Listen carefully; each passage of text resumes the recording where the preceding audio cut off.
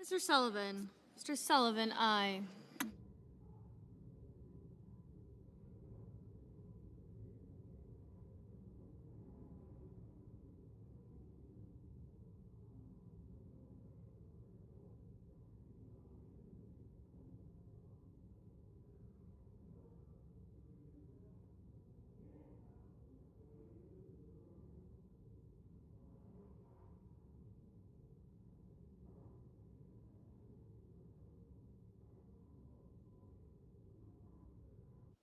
Mr. Merkley. Mr. Merkley, no. Mr. Sanders. Mr. Sanders, no.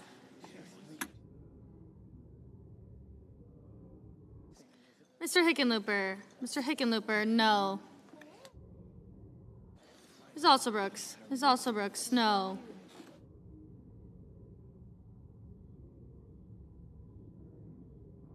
Ms. Blunt Rochester. Ms. Blunt Rochester, no. Mr. Kelly. Mr. Kelly, no. Mr. Van Hollen. Mr. Van Hollen, no. Mr. Blumenthal. Mr. Blumenthal, no. Ms. Baldwin. Ms. Baldwin, no.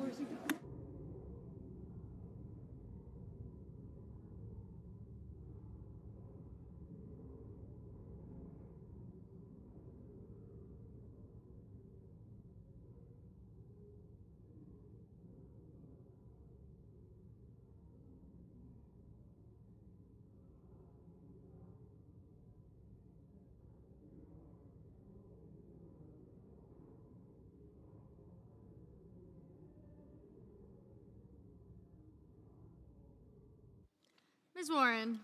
Ms. Warren, no.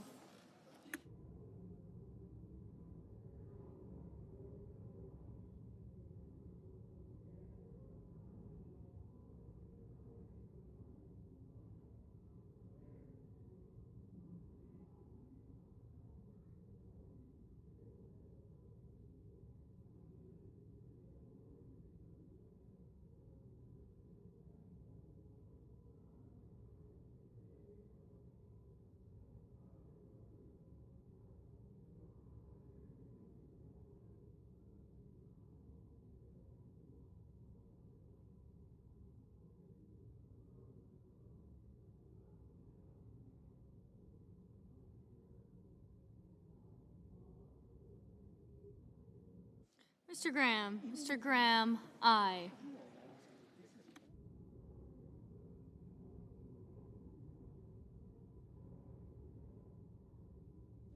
Mr. McConnell. Mr. McConnell, aye. Mr. Bennett. Mr. Bennett, no.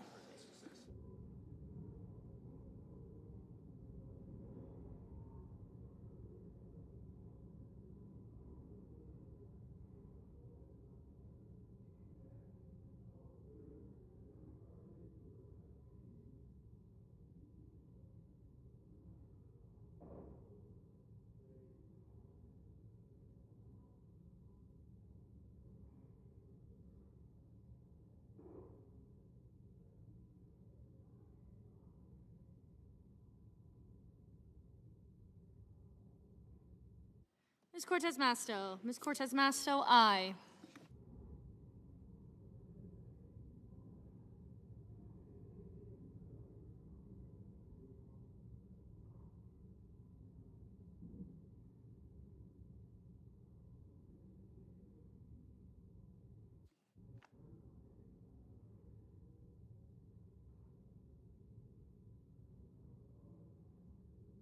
Mr. Moran.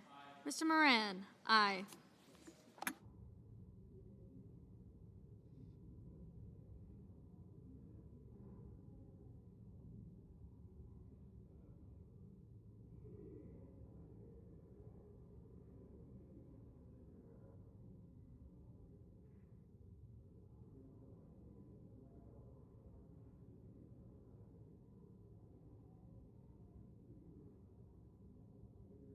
Mr. Hawley.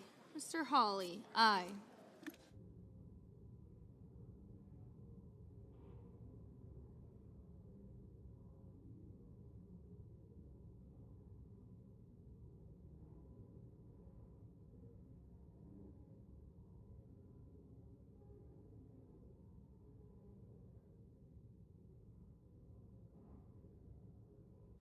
Mr. Thune.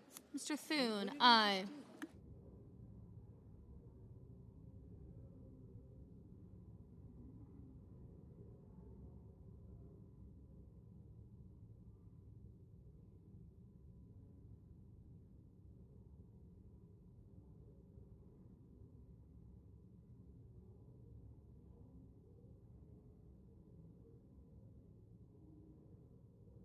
Mr. Bozeman. Mr. Bozeman, aye.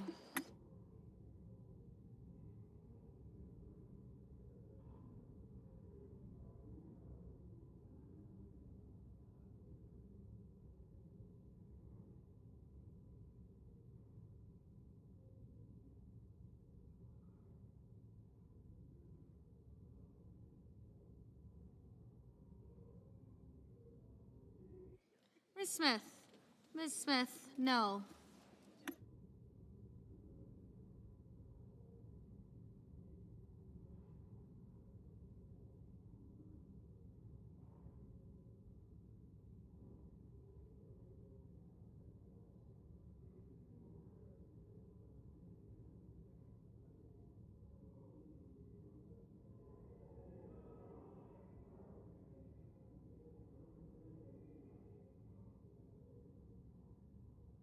Mr. Schumer. Mr. Schumer, no.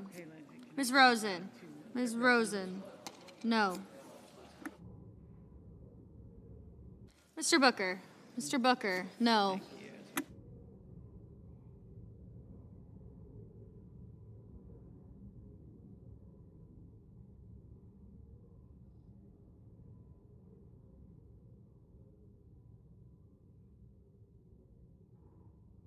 Mr. Padilla. Mr. Padilla, no.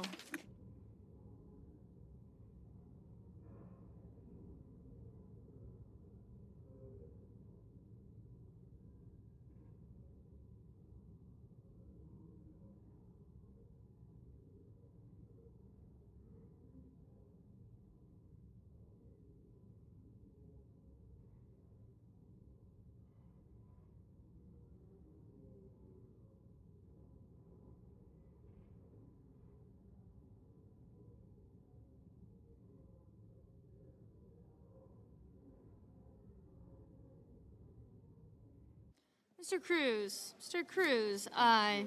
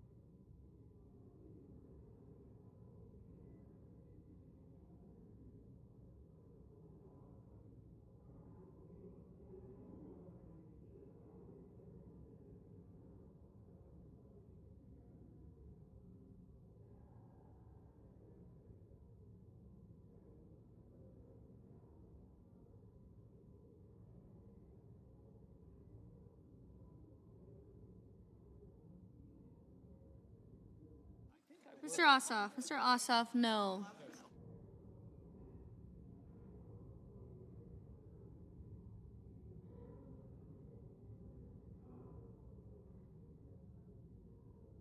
Mr. Justice. Mr. Justice, aye.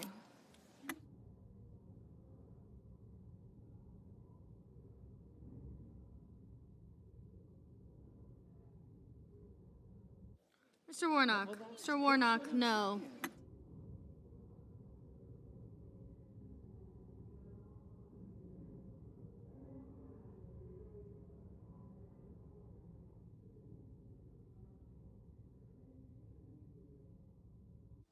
Ms. Klobuchar.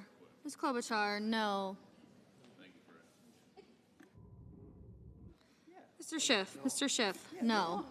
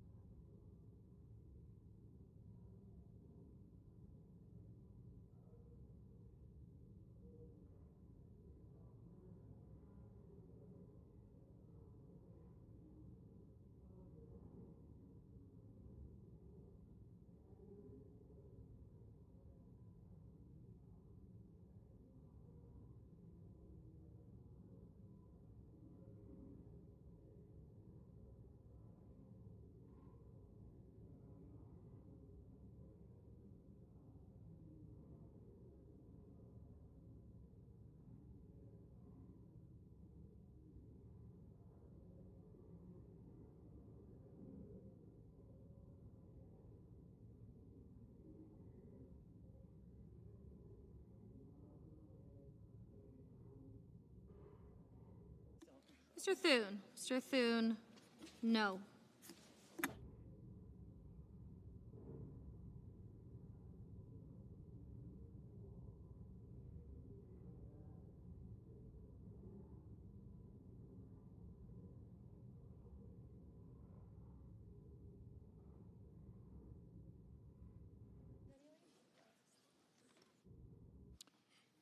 On this vote, the yeas are 50, the nays are 44. 3/5 of the Senate duly chosen and sworn not having voted in the affirmative, the motion is not agreed to. Mr. President, Majority Leader. I enter a motion to reconsider. The motion is entered. Well, Mr. President, the Democrat Party is the party that will not take yes for an answer. We offer Democrats a clean, nonpartisan CR, no Republican policies for them to swallow, nothing for them to object to. They said no. We offer to accommodate their health care demands by guaranteeing them a vote on their proposal if they vote to reopen the government. The answer is no. Okay, fine.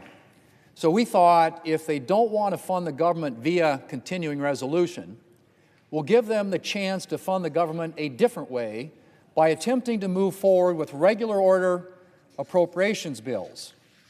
And once again, the answer was no. Democrats just voted to block the fiscal year 2026 defense appropriations bill, a bill, I would add, that passed the Senate Appropriations Committee by a robust bipartisan margin. 26-3, I think it was. That's right, Mr. President. After voting last week for an authorization bill to increase troop pay, Democrats just voted against the bill that would actually pay the troops. We have to ask the question, why, Mr. President? Because, to quote a recent news story, this is a direct quote, voting to proceed with the defense bill relinquishes some of the party's leverage, end quote. Relinquishes some of the party's leverage.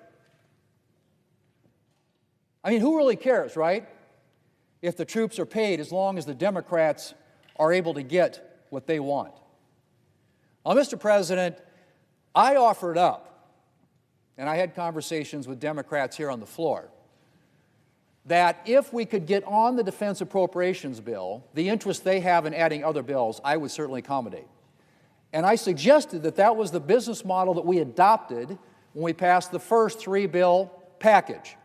We got on the Milcon VA appropriations bill, and then we worked collectively, both sides, to try and clear adding the Ag Appropriations Bill, the Ledge Branch Appropriations Bill. We tried to add the CJS Appropriations Bill, which was objected to by one member on the Democrat side, but that's how we fashioned getting these appropriation bills on the floor and getting them voted on. Now, if anything should be clear by now, it's that I am interested in doing a normal appropriations process, unlike what happened when they had the majority, which was the Appropriations Committee would report bills out, 11 of the 12 last year. Not a single one was brought to the floor of the Senate. We've done 3 bills. We're trying to go to conference on them. They're blocking that. So now we bring up the Defense Appropriations Bill, something that should get 80 votes on the floor of the Senate, that, as I said, came out of the committee 26-3. And they're blocking it. Now, there's a path forward here to do appropriations. Get on the bill. And then we'll try and add other appropriations bills as we work with both sides to clear objections and concerns that people have. The fact of the matter is, Mr. President, they didn't have to block us even moving to the bill, because there are multiple opportunities, 60-vote threshold opportunities for them to block it later on if they don't like what happens. This is politics. If anything was needed to demonstrate just how fundamentally uninterested Democrats are in supporting our troops and defending our country, just take a look at this vote. Mere months ago, Mr. President, I say mere months ago, Democrats were complaining about all the damage shutdowns do to hardworking Americans. I literally could fill the rest of this hour with Democrat quotes from the past few years about the devastating impacts of shutdowns. Now, Democrats couldn't care less. They're happy to sacrifice any American and evidently any principle to their political goals. Mr. President, Democrats like to position themselves as the party of the little guy and the defender of hardworking Americans. But as this vote makes clear, who do Democrats really care about?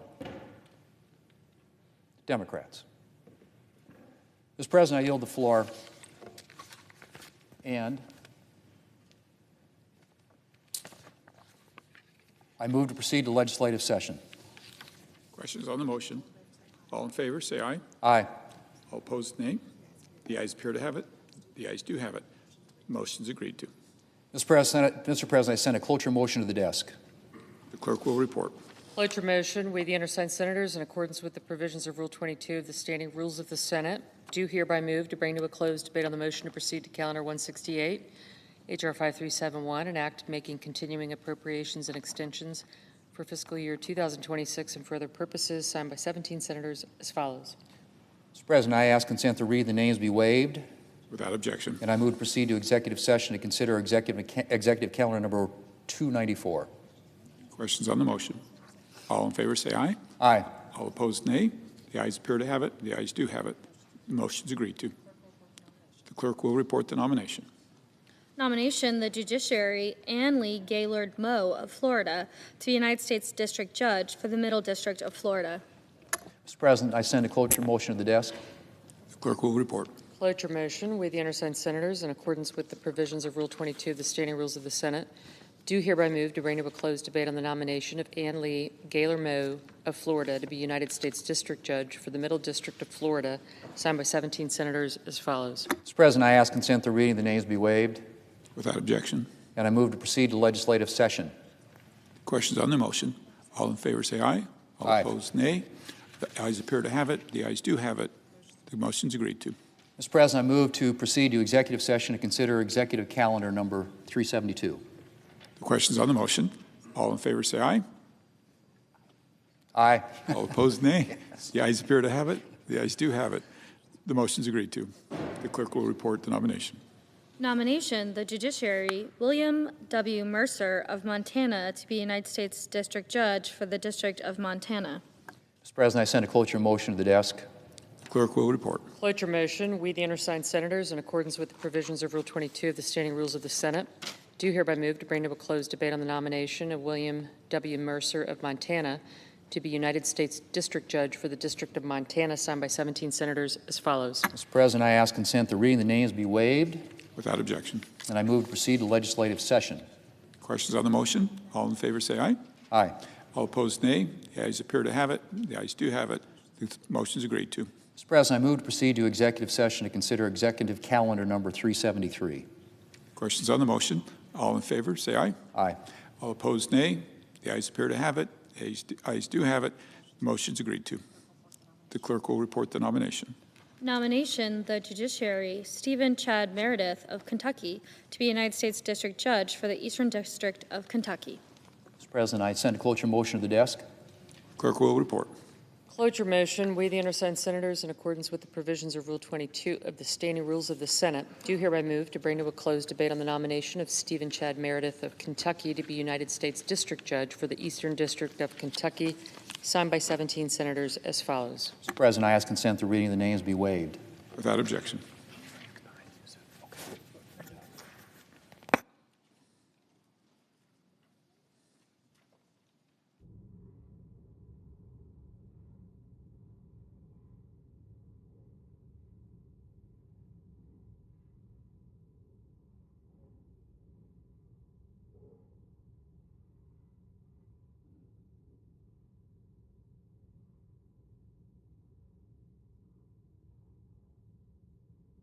Mr. President. Senator from Kansas. Mr. President, thank you. First of all, I'd like to compliment the Majority Leader, the Senator from South Dakota, for his continued efforts to have the Senate return to the days in which we were the greatest deliberative legislative body. Assuming that was ever true, it's hard to find any evidence that it's true today.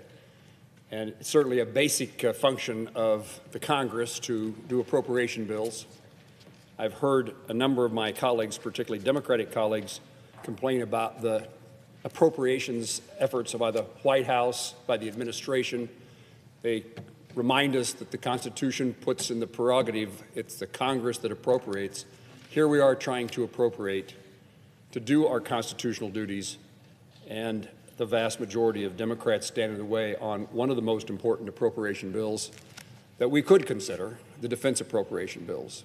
Our adversaries, our allies, again, wait, watch for signals that the United States of America is the country it needs to be to defend freedom and liberty around the world. And as of today, we're incapable of funding our Department of Defense.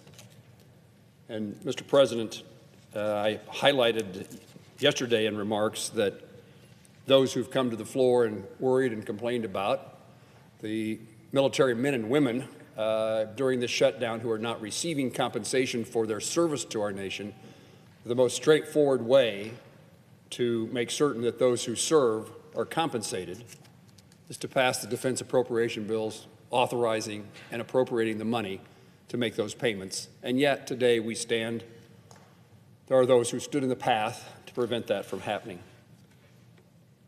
A related topic that I want to address today, Mr. President, is that as President Trump today spoke with Russian President Vladimir Putin, and tomorrow he will meet with Ukrainian President Vladimir Zelensky, I want to highlight how important it is, how critical it is to securing a resolution to Russia's unjust war in Ukraine. I had intended to give remarks today on this topic, and I opened the Wall Street Journal this morning, and as I was reading it, its top editorial on the editorial page deals with this topic, and I would commend it to my colleagues. It expresses the views as I wish that I could express them so clearly.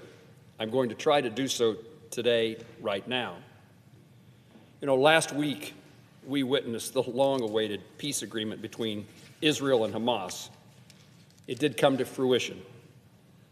Thanks to the efforts of President Trump and his administration, a ceasefire is holding. Iran has been dealt a crippling blow that has weakened its hold on the region, and Hamas has released all living hostages who had been held captive for more than 2 years. While we recognize there are significant challenges that remain in the Middle East, this marks a critical step toward a just and lasting peace in the region. This agreement would not have been possible without the strength of the United States military, our steadfast alliance with Israel, and making it unequivocally clear to Hamas that the United States is willing and able to assist our ally in war. Through strength, the U.S. brokered a peace deal that serves the security of Israel and the humanitarian needs of Gazans alike. Now, as the conflict in Ukraine has surpassed its 3-year mark, Putin remains undeterred in his mission to carry out his unjust war on the Ukrainian people. Each day this war continues, lives are lost, and the safety, economic stability, and global leadership of the United States are threatened. This war must end. To bring an end to this war, the United States and our allies must maintain pressure on Moscow. As was just seen, we remained pressure on Hamas. One recent and important development in this effort is the potential transfer of U.S. Tomahawk missiles to Ukraine. This weaponry will strengthen Ukraine's ability to defend its territory, deter further Russian aggression, and help level the battlefield as negotiations hopefully move forward. By providing advanced precision strike systems, America demonstrates that our commitment to Ukraine's sovereignty is backed not only by words, but by legitimate support that can alter the course of the war.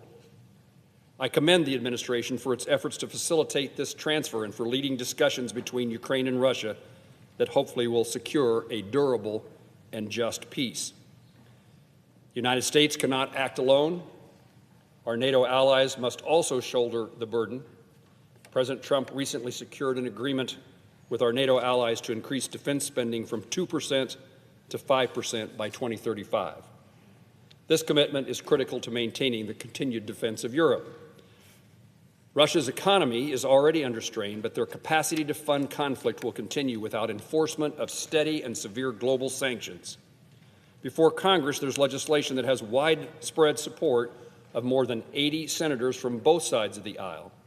This legislation would deliver a severe blow to Russia's economy and trade. By cutting off the resources that allow Putin to fund this war, we can hasten the path to success in finding peace. Last week, we advanced the Defense Authorization Act, but today we failed to advance the appropriations bill to fund our military. We always should recognize that the world is watching. They're watching us. Our adversaries pay attention, and our allies pay attention. We have to every day make clear the case that it is true the United States is a stable and friendly supporter of our allies and a full-fledged adversary to those who wish to cause us harm. Our adversaries, Russia, China, North Korea, and Iran, are always looking for the opportunity to disrupt our alliances, weaken our resolve, and disturb the free world. It is imperative that the United States stands firm in its support for Ukraine, and in doing so places significant pressure on Putin to show our adversaries that democracy will not go undefended. Mr. President, I yield the floor.